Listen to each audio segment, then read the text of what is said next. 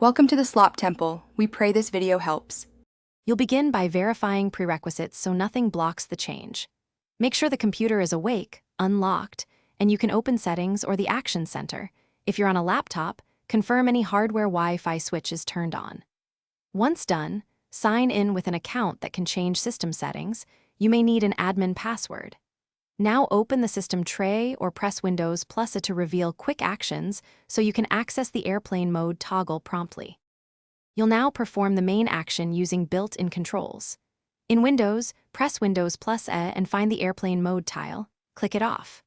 Alternatively, open Settings, go to Network and Internet, choose Airplane Mode, then turn the master switch off and toggle Wi-Fi back on. On Mac OS, open Control Center or System Settings, turn off Airplane Mode and re-enable Wi-Fi. Make sure both wireless radios return to their previous states. Finish by confirming connectivity and resolving common issues. Check the network icon and open a browser to load a site. If it fails, disable and re-enable Wi-Fi or restart the computer to reset drivers. If problems persist, open Device Manager to ensure the wireless adapter is enabled and drivers are current. Toggle any physical wireless switch on your laptop. One key tip: if Airplane Mode won't turn off, sign out and back in or reboot.